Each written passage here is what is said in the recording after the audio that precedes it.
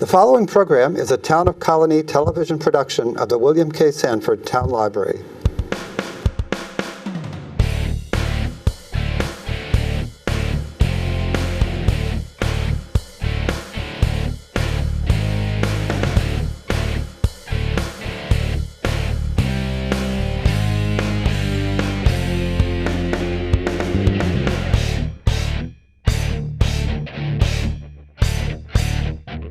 My name is Dorothee Racette.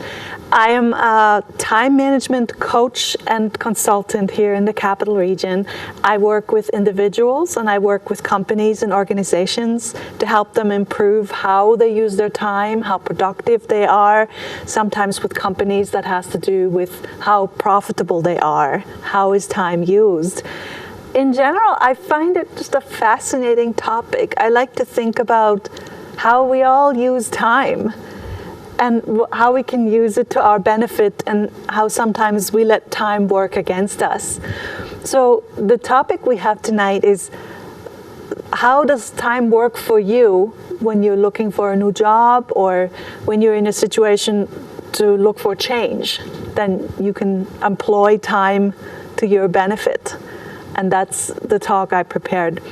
I thought that I'd like to hear from you first to let me understand why you wanted to come, what interests you, what questions you may have. I'm also curious about whether you're currently employed or whether you're unemployed looking for work, because that will guide me to tell you about the right things.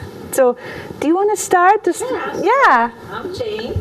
Do you all know each other? No, then please. Okay, so this is Jane. And I am currently unemployed. I lost my job in July, not by choice. And I am looking for work. I'm trying to find the right fit for me. Yes. Very difficult and frustrating, I guess. Yes. So with that and the time management issue, we always are looking for ways to better utilize our time to make things easier. Because I know sometimes I find myself, I'm wasting time. I know I'm wasting time, but I can't seem to either focus or get organized enough to utilize it better. Or sometimes I think I just give up. That's the truth. So that's kind of where I'm at. Because while looking for work is a difficult thing to do, we're so trained to value employment so highly that the first question sometimes people ask you is, well, what do you do? Right? So you define yourself by the work you do. And that's why time kind of stretches differently when all of a sudden you find yourself not having that daily schedule. That's another thing where you go to work, you get up every morning, you go to work, and your day is, quote, taken care of until you come home. And you miss it, and some days you're kind of happy you don't have the structure, but other days you feel very lost, and you just kind of don't know what to do. Yeah. So we'll talk a little bit about that, because I came with some ideas. Margaret, would you like to introduce yourself and tell us? I currently work full-time and am looking to retire in the next year or so, but for some of the same reasons that she just mentioned, having the structure and so forth is very important to me. And even sometimes on weekends, I, find that, okay, this is nice, but what am I going to do when I'm home all the time? So I have decided that I want to at least work part-time and to try to, see what's out there based on, what I know my background is and so forth. I put out a couple of resumes for part-time employment. And I never even get called for an interview. So I'm thinking, is it, they can tell by your career that you're, retirement age. I'm not really sure. Overqualified, I'm not sure. But the change that I'm hoping to make and just trying to figure out the best way to do it is, I can retire pretty much at any time. So I'm projecting probably about a year out. Yeah. But I want to have a plan. And right now, that plan is not in place. Yes, that's really smart to think ahead like that and think you want to structure it out. Good for you. Okay. How about you? Carla. I retired a short time ago, and I knew when I retired that I wanted something to fill some of my time, but still allow me to spend time with friends, spend time with family, because my job had gotten to the point where it was taking over all of my time. Yes. And so when I retired, I said, I am not going to volunteer, I am not going to do any part-time work and that until I've been retired for a year. Then I will figure out what fits in with what I want to be doing. Okay. And that, so I'm now at the point where I'm saying, okay, how much time do I even want to give to either a part-time job or a volunteer thing? And that, because I still want to be able to take time to be with friends, take time for family and not have it be something that becomes all-consuming. So it has to be something that fills some of my time, but doesn't become consuming. Very good. Okay. And it's been so long since I've had to, if you will, think for myself, because my job drove everything, that it's like, okay, I've got to learn to think for myself now and not be so reactionary to the things around me, so that I take more control and say, I'm only doing 10 hours of this. 10 hours is 10 hours. Yes. And that, Hello? and be able to manage the time so that I get done whatever I need to get done in that time. Good for you. That means, though, that you now have choices Yes. that you didn't have before. Yeah. And a lot of good time management has to do with choices. When we realize that some things obviously we can't control, but a lot of other choices are our own. So if we allow ourselves to get work to the bone, it's to some extent because we haven't said no. You're right. Hello. We were just in the beginning here. Would you like to join us here in front? All right.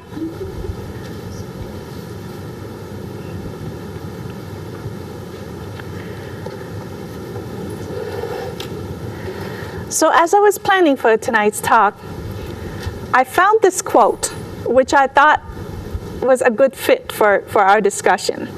Here's what Mahatma Gandhi said. Your beliefs become your thoughts. Your thoughts become your words. Your words become your actions, and your actions become your habits. I thought that was very fitting, because the belief comes first, and then we form a thought. Okay, this is what I'd like to do, maybe.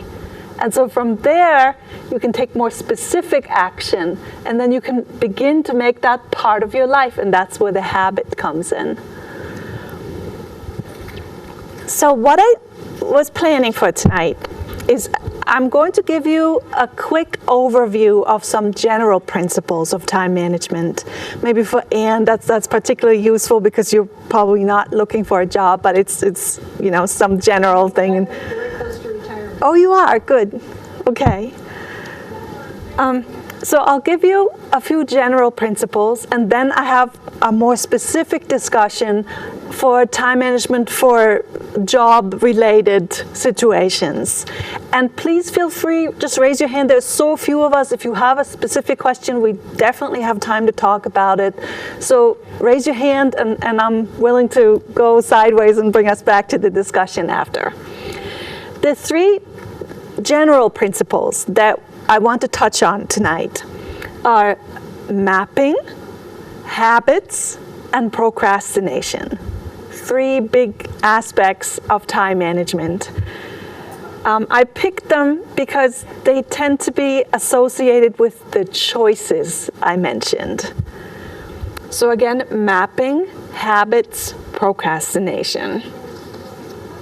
What do I mean by mapping? Let me give you an example. You're going on a car ride, long distance, not just to Schenectady, but at least Syracuse, Buffalo, further out. It's a long car ride, okay? So let me suggest to you that probably you're going to at least check if your car has gas. I'm assuming, right? You're going out as far as Buffalo, maybe you'll bring a bottle of water. Maybe you'll pack some emergency supplies. Maybe you'll think a little bit, well, which way do I have to drive? How far will it be? Where might I need to stop? So that is a classic example of mapping. You're thinking ahead, right? You're thinking of, okay, here's what I want to do. And for a car ride, that makes eminent sense. Very few people I know would actually just like step outside, open the car, and jump in and go. We do a little bit of preparation for this in this example, right? But in life, for some reason, we often fail to do the same thing. So a lot of people just say, get up in the morning, they have a cup of coffee, and they go. They never think, well, what do I have to do today? What's my big thing? What's milestones? What do I need to do? So that same mapping that comes natural to us when we do travel or bigger projects, we don't do that for ourselves. And so the scientific findings on this mapping are fascinating. It's been found that people who are highly successful in business or in any area, they are the people who naturally do this kind of mapping. It's also called visualization. So they're the people who in their mind map the individual steps of their day. They are the ones who, when something happens that's unexpected, they've mapped it out so well that they already know, okay, they've thought about 2 different scenarios, and they can choose very quickly.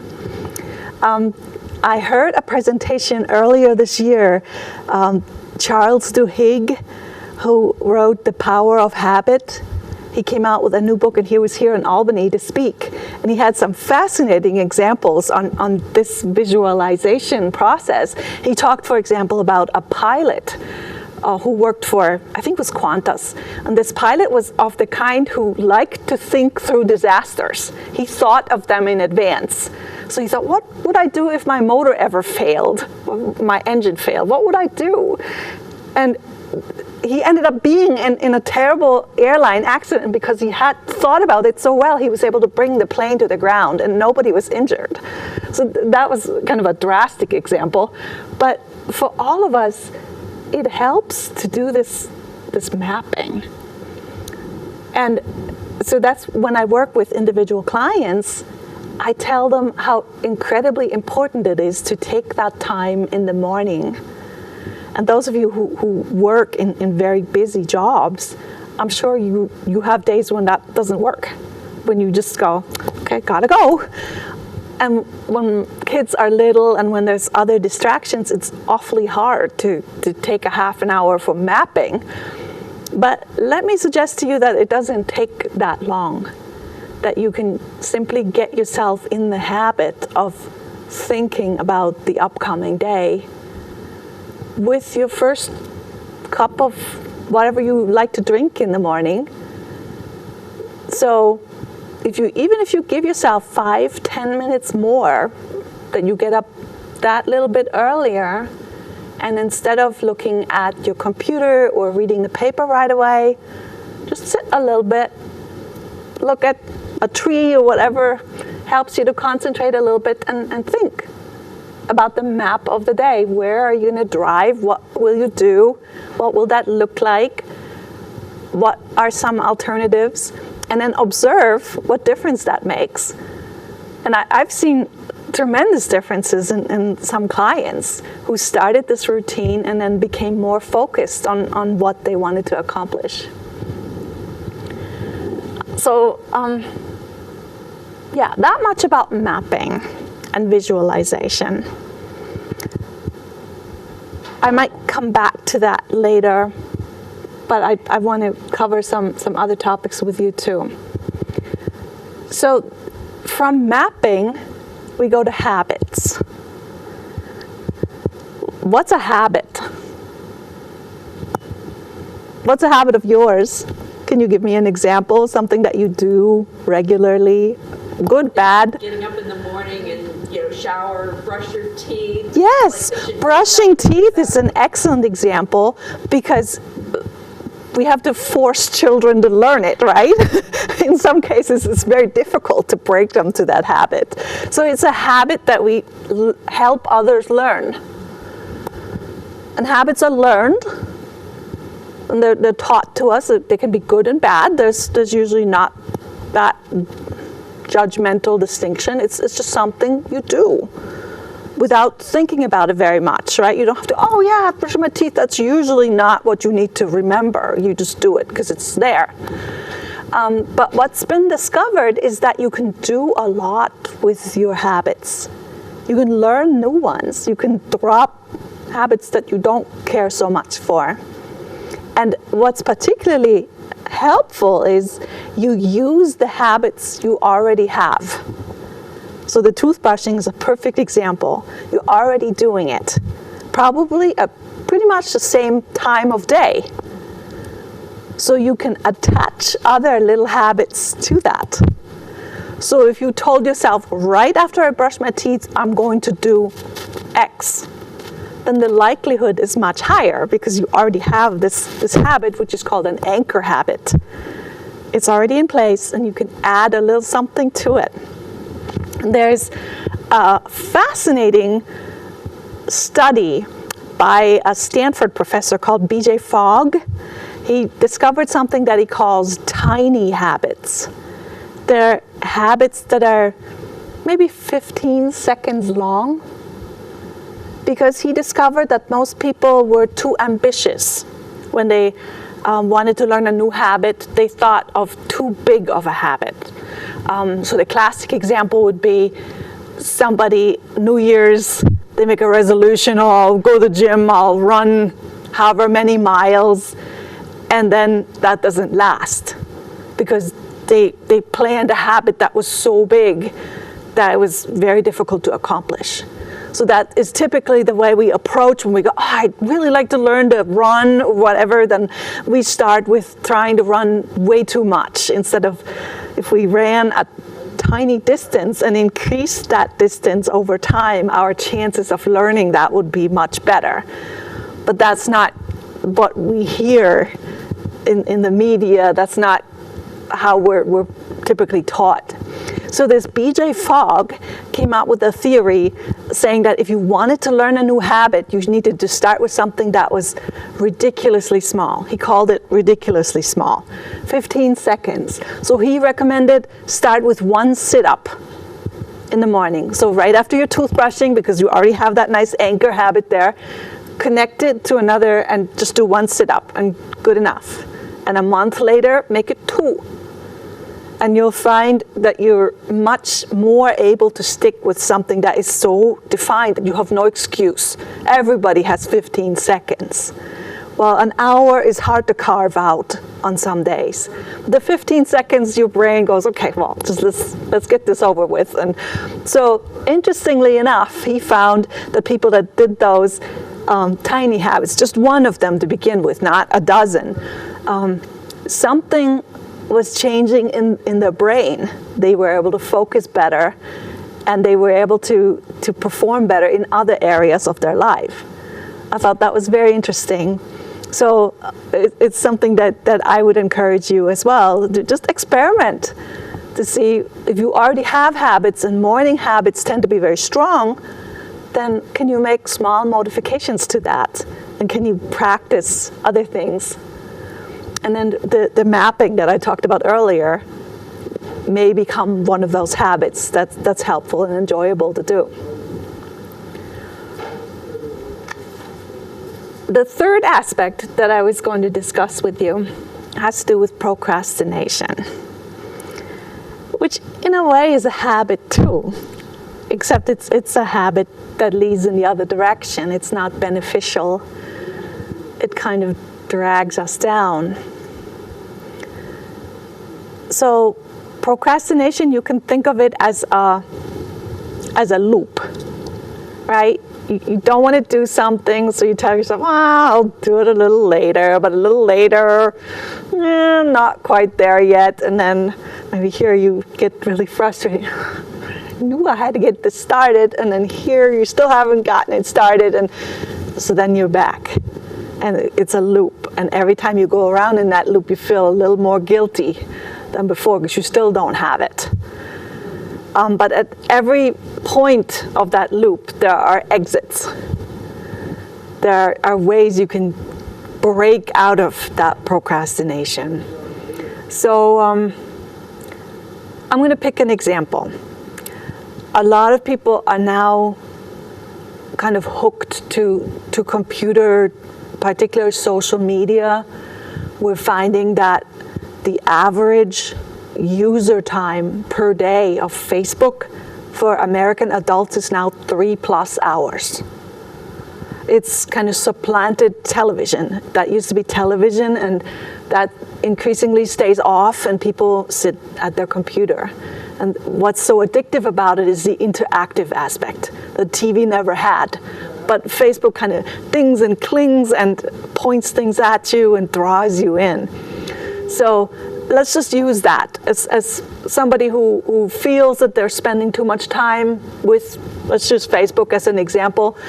They're kind of annoyed with themselves because it is consuming so much time. It's also taking time away from things that they'd rather have for something else, say exercise or whatever it is.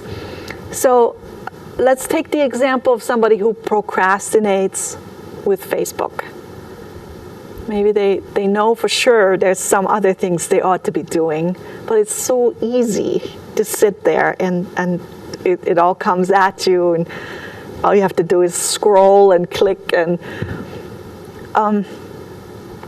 the first step then would be to become aware, well, what else is there? What would I like to do? Probably one thing is easier to pick than a whole bunch of them. So maybe one priority. Before you even open that Facebook, think, okay, I have this one priority. How long do I get here? Okay, I can have, say, 15 to 20 minutes. That's okay, I can relax, I'm going to look at Facebook. But then before you even open it, you give yourself a little bit of a promise and go, okay, after those 20 minutes, what will I do? And make it very specific, not just, oh, I'll exercise, but okay, here's my sneakers, and after 20 minutes, I'm going to put them on and go here. Make it super specific. Here's the coat I'm going to wear. Here's the dog leash or whatever it is that you wish to do. Set it all out, and then do the 20 minutes of Facebook. And you'll see that it's easier because you've already mapped. So that is one exit road out of the procrastination. It can be very difficult to battle procrastination when you're already facing a difficult situation. When there's something going on, like a job search that's been not instantly successful and that you're feeling frustrated with, then you can find that it's easy to slip into that loop. And even though you know in the back of your mind that that's not what should happen, you're in that loop. So having those specific things that you tell yourself at a specific time, I'll do this, and make it small, not huge. I put some examples here. I'll hold those up. I don't know if the camera can see them. Here's a to-do list. Can you read this? I'll read it to you. Here's a to-do list. Do the taxes, run 5 miles, clean the windows, buy milk, and find a job. Does that sound doable? No. That's not a useful to-do list at all.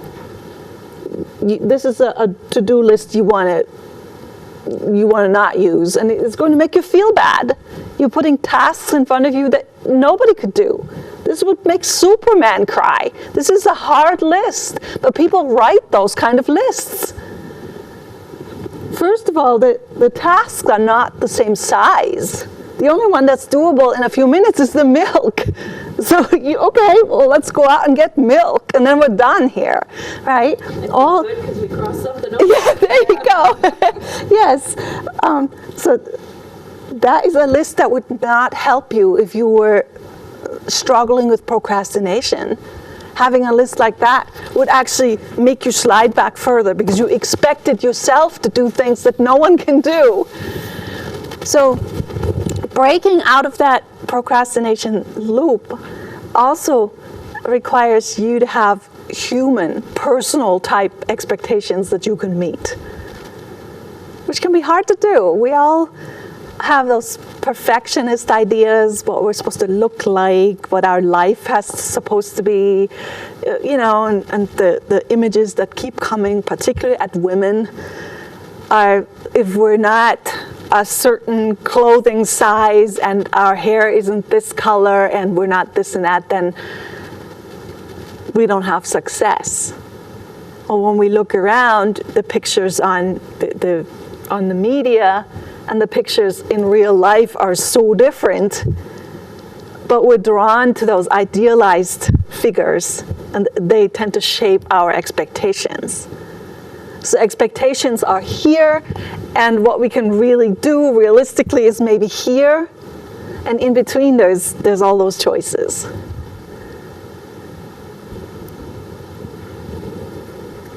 Okay, so that was my promised introduction to the general principles. Obviously, this is something we could talk about for days, right? Each one of these is a topic of their own. I've taught entire workshops on just procrastination. And it's fascinating. There's a lot of psychology to it, but there's also very easy principles in all of these that you can take and make a reality in your own life. So what I thought for next is I wanted to talk about the time management aspects of job hunting. And I'm hoping this is going to be of interest to you who you're still employed, Margaret, you said, right? But you're looking at a possible different schedule. And I don't know about you. Are you working currently, or are you looking for a job? What is your situation? I'm always looking for a job. Okay. So you're freelancing at the moment? Yeah, Is that a full-time thing for you or part-time? part-time. Part-time, okay. So I'm hoping you're going to find this useful as well, but if you have specific questions, let me know. So I picked out 5 different areas. And actually, I've been unemployed before in the past, and I was trying to think back of what that was like. And I very much felt like you did, that it was frustrating, that it all of a sudden felt that I was less relevant, that I couldn't stand it when people asked me, have you found anything yet? And, well, no, I would tell you if I did. So it was frustrating because people were projecting their own expectations on me. Then I would apply places, they wouldn't respond, like Margaret had said, just nothing.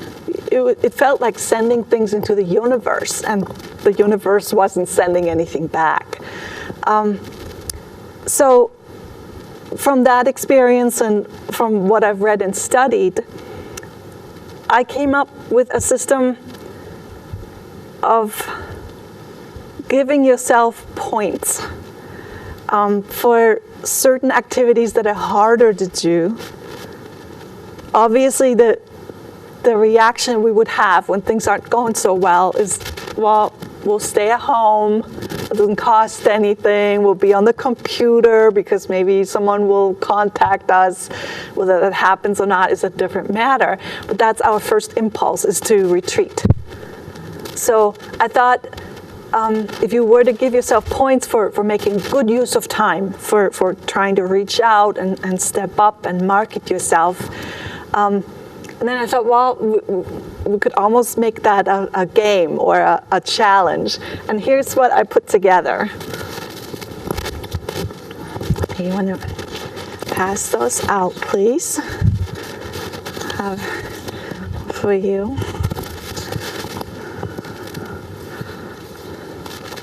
And I have pens here as well, but this is not something that I'm going to ask you to fill out now. It's just a suggestion and obviously an idea that appeals to you that you could pursue further.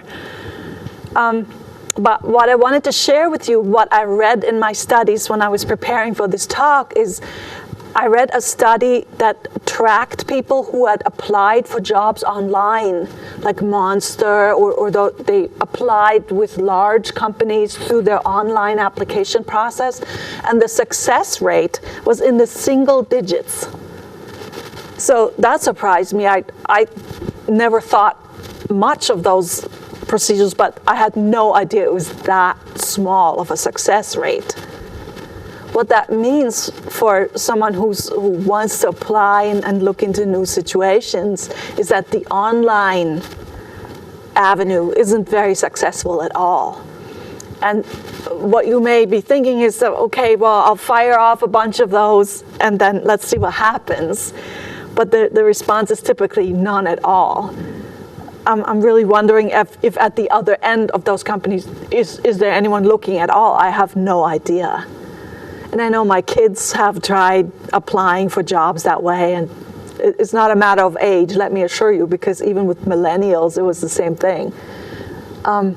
So knowing that, when you see under the first category, I wrote reaching out, getting in touch with one contact online is 1 point. Because it's not very successful. It doesn't lead to too much follow-up. So let's say you connect with somebody on LinkedIn, but you're not really talking to them. You're just going, okay, let's be here, let's be connected. That alone isn't going to do the trick. So what you can see by the points I tried to do was the hardest things are to step out, to get out of that comfort zone and actually meet with someone, ask someone's opinion, go to networking events. Those are the toughest things. I realize that because you're not in your own home. You might have to meet people that ask you questions and you're not sure how to answer them and all that. But that's where you find jobs. That's where all that happens. So you're far, far more likely to find something by talking to other people, by letting them know you're looking, and by being very specific what it is you're looking for. When you're just going, yes. So would a job fair be included in that or not? Or is this just a networking event? I would give a job fair maybe 2 points. Okay. Because I've been to a few, and typically you see the resumes piling up. I'm not really sure if they're following up, unless you have a qualification that everybody's after. So maybe if you're a radiology technician or something, very highly qualified and highly desirable, then maybe yes. But depending on what you're after, not sure the job fair would really do it too. So reaching out, anytime you're reaching and asking of people, that's hard to do. I realize that because you're demanding something from them. And we were not, as women particularly, we're not socialized to ask. We're socialized to give. If someone asks us, well, Dorothee, would you give? I'm always giving. But when I have to ask somebody, hey, would you give me a half an hour of your time? Then I hesitate. And I have to think, well, that's dumb. I just gave somebody else a half an hour and I didn't wonder about it. But that asking is hard. So that's a threshold you have to overcome, and that's why you get more points in this particular list. The networking. There is a lot there, particularly here in Albany. There's a lot of networking. But networking doesn't equal networking. You have to be specific as to what it is you want. What are you looking for before you can go in there? If you're just networking and telling people, well, any job will do, that's so non-specific that you probably won't get much response. So there's some work involved for yourself And that's why I put in the third categories, assess your own skills. What are your skills? Where can you develop them further? What are you good at? Because that's what you need to tell people. I am good at this. And if you're not sure you're very good at it, then there is all kinds of skills assessment tools where you can find out. Let me see where I wrote this down. There was a job skills assessment, because I Googled those tools, and there's a lot of fake ones that people charge money for, but there's also free ones. So if you want to find those job skills assessment tools, be sure to put the word free in your search so you don't waste time with the paid tools. Those belong to, the temp agencies and places like that. But there are, particularly the universities have good job skills assessments, and it doesn't hurt to work through some of those and figure out, well, what is it I'm good at? If you haven't done that for a while, maybe your skills have changed. If you did that in school, but you worked all your life, maybe your skills are now different. So I gave you 5 points for that, because again, that's a hard thing to do, is to wonder, maybe you've been doing years of a certain work and it's not really the top skill you have. So working through that will get you a lot of points. Your resume, obviously. If you're applying somewhere, then someone says, would you have your resume handy? Then that's not a good time to start working on it. It would have to be ready and in place, and would have to reflect the skills that you identified for yourself. So a generic resume doesn't do very much either. The more specific you can be, the better. And that's work you have to put in, or you can work with somebody. You said there is a program here at the library, right? Jane and I have worked together, and each time we send a resume, it's a different resume. Okay. So we sort of go through the job description and then try to tailor the skill set. Although she has great skills, and she's been hired. So, it's I'm looking again. right. So Well, the ads that you respond to, are they do you find them online, or? Yeah, basically that is what I've been doing, is Okay. online. But again, it goes and Yeah. there's no response, as you said. Yeah. So unfortunately, even contacts I have, they're in a field I no longer want to be in. Yes. So that's kind of a dead end too now. Okay. Because, or else you know about the companies otherwise and you don't want to be there. So that's Yeah. kind of defeating too. Right. So I was thinking of some ideas, and I'm wondering if we should just pick a theoretical field. Let's say, what can I pick? Let's say I wanted to switch careers and I'd like to be in sales. Just an example, probably not super relevant for you, but an example. Okay, so I go, okay, who does sales in Albany? Are there groups that get together to talk about sales? Are there meetups where it doesn't cost me anything to go? Are there people who just discuss their job situation?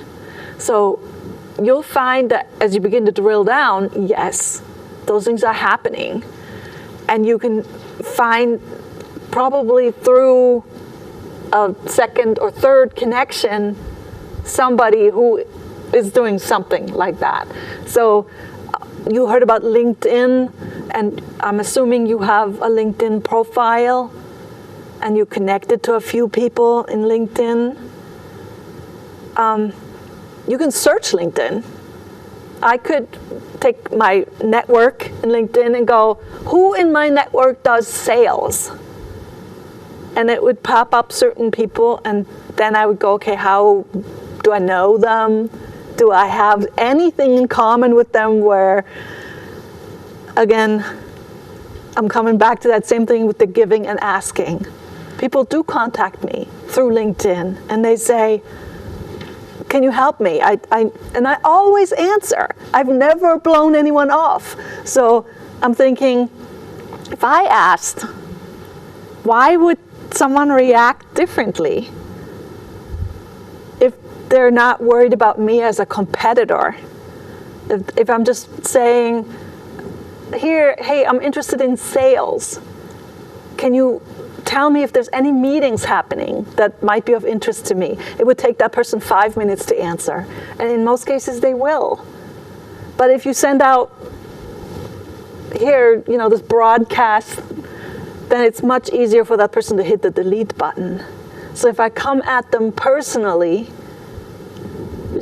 I understand that's harder.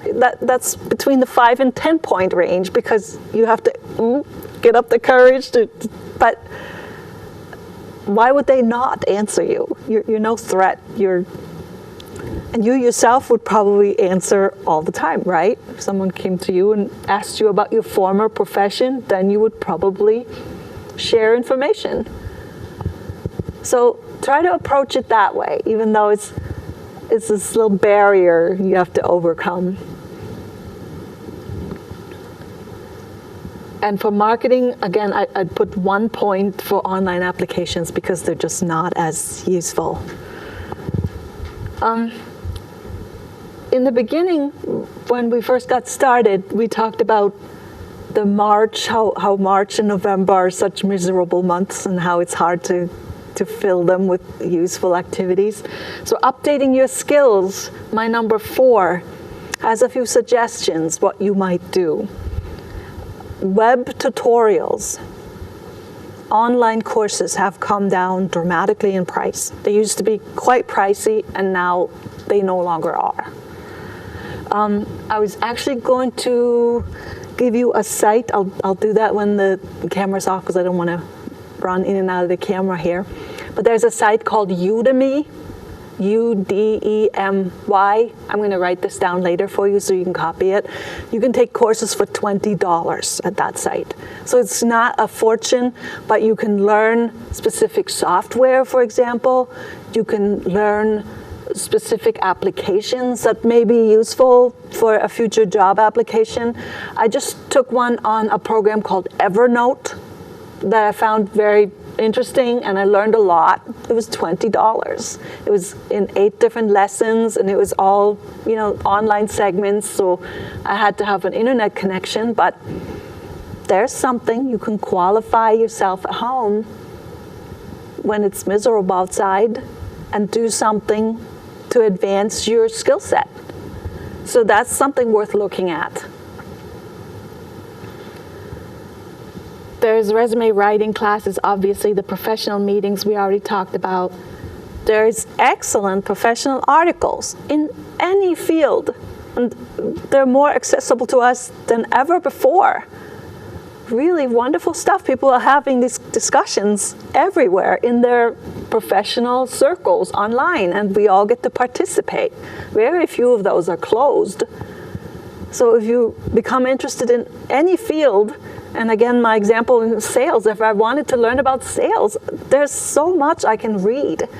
I can figure out pretty much for free what's the latest trends, what are people talking about. I don't have to buy books.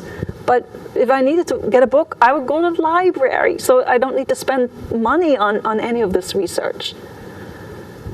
So what I'm suggesting, and I know this is tough. I'm not saying that this is easy. But the more you can make this routine for yourself at home, to pretend you're working at home, even if it's just a few hours a day. You say, okay, I'm working from 10 to noon. That's my job working time. That's when I'm taking all these courses. That's when I'm doing my thinking. That's when I'm prioritizing. Then you're being very productive. And don't, make that habit. This is what you do from 10 to 12. And you're still available to meet your friends and do all the other stuff. But that's what you do. And as soon as you establish that again in your routine, then you don't have to answer, well, What do you do? Well, I'm preparing a skill set. That's what I'm doing.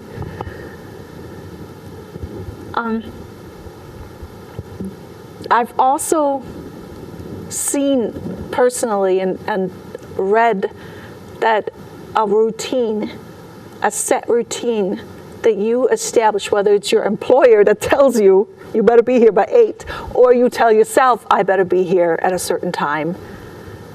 When you do that, you're automatically more productive. If you just get scattered, well, I'll do that here, and as soon as you have that set schedule and you're running up against, say, noon, you meant to have something done by noon and it's quarter off, you're automatically going to speed up a little bit and focus and go, okay, I wanted to be done here at noon. So that's very beneficial. It doesn't happen overnight, and don't get frustrated if you fall out of it, and try it again the next day. Habits do not happen overnight. The average habit takes about a month or a month and a half before it's so established that you don't have to think about it anymore. The last point that I gave you, and they all have 5 points, as you see, because they're hard. When you're feeling a little down in the dumps and you're not feeling great about yourself, then it's hard to exercise. But wow, does it do good things for you. It gets you to think, fresh air, makes your brain cells fire. That it's more than just blood flow. It's really, really good for your self-esteem. It's good for you so make that part of that work routine too, that every day you try to do a little something. And I wrote outdoor because it does more outdoor than saying, okay, I'll do the treadmill.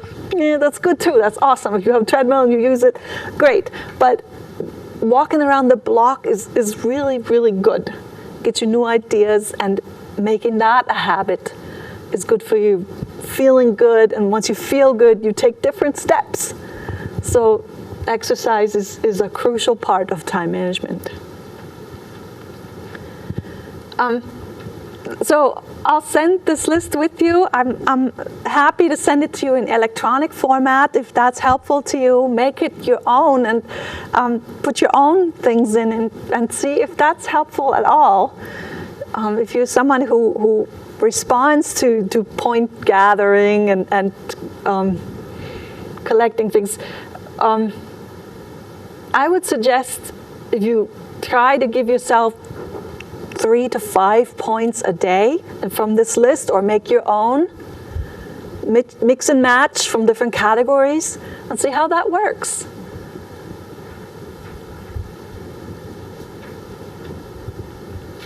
So we have...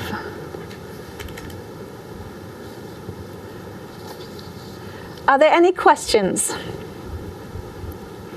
Have I flattened you out? I have a question. Yes. People that I see in the library who need help with resumes, frequently they're sent, they receive in their email job notices. Mm-hmm. And with a lot of these notices, you have to reply online. Mm-hmm. So, and you're saying that is very unsuccessful. I mean, if it was a local company, would you suggest, instead of submitting your application online, going to this business in person? What I was referring to is the activity where you put unsolicited resumes into different companies. That is the part that's very unsuccessful. In the case when an email comes in, does that mean that they're soliciting the email, the resume? No. It's just a... if you join Indeed or... Oh, okay. Job alerts. Job alerts. Yes. Yeah. They're coming into your email, and they're dated frequently. Yes. And so then you have to submit your resume and sometimes answer a questionnaire and sometimes take a very lengthy personality test. And it seems that there is no other way to submit this application. Yes, that's true. So do you Yeah. think that's just a waste of time? I think in many cases, unfortunately, yes, that is a waste of time. Yes. Well, I mean, I think some companies require that you apply Yes. online. Right, So you do. I think a lot of people, especially people that have to have some type of employment, they have to do it. So maybe the key is just if there's a phone number, to follow up with a phone call to make sure they've received your resume and, express your interest, kind of ask if you can come in for an interview. I would still, if this is something you're really interested in, I would see in my network, do I know anyone who works there, who has any kind of contacts? Can I ask, why is this job being posted? Sometimes jobs are posted for no good reason at all. They're posted, but they're not really planning to fill anything. Right, yeah, they have someone in mind, or they're required to post it. They already know what they want. So there is no guarantee that they will respond. But finding out from behind the scenes, well, is this really a job? If so, are they really looking? Then yes, I'd like to talk to somebody. It's much tougher, but I really doubt that anyone is looking at the resumes and answers that are coming in. Well, that makes you ask, how are they hiring? Like you just said, do they already have someone that they think is going to fill the position anyways, but they may be required to post the job? There's just no way to know unless you have inside information. Right. Otherwise, you're on the outside looking in, and you just you always say, well, maybe there's a chance. I mean, that's how I kind of feel. Maybe there's a chance Sure. that I might get called for an interview. Yes, and I'm not discouraging you from doing that. I think that should definitely be part of your strategy, but it can't be your entire strategy. So if you give yourself 1 point, then you'd still have to earn a few other points, to make that a round package for the day. But at least you get a response we've received. Your resume will be in contact if we're interested, or however you want to phrase it. But at least you got something. At least you know they got it. Yeah. From there, it's in their hands. You can't really do much more than that. Right. Well, consider it one building block of your strategy, and then if you're looking at it that way, then definitely keep that up. It may help when I know there's a lot of lengthy stuff you have to fill in, and it's happened to me when I filled it in and I hit the submit button, it doesn't go through, and then the form is gone, everything's gone. So copy and paste it before you hit submit for the first time, because that's not as frustrating, and at least you can copy the essay you labored to put in there, right? So at least you have that. And a lot of the standard responses have something like a Word document that you can copy and paste from or edit very quickly, and at least it's not consuming so much time if the chance of success is so low. Yes, sometimes. You feel like we've done the book. Yes. And then, as you said, submit, and something just doesn't happen, or it doesn't go through, or whatever it may be. So, and then sometimes you do get, your questionnaire has been received or application accepted. At least that's something acknowledging that it went from there. Yeah, I sometimes wonder if there's humans that look at that, or if it's just a machine that analyzes certain keywords. That's possible, that they're filtering and just looking at resumes that have certain keyword combinations. So it's good to know that, right? So as the job routine you're building for yourself in your search, that's part of it, but not all of it. Any other questions about the job search? Does this make sense, the point system? Is that helpful for you? Are there follow-up questions you may have?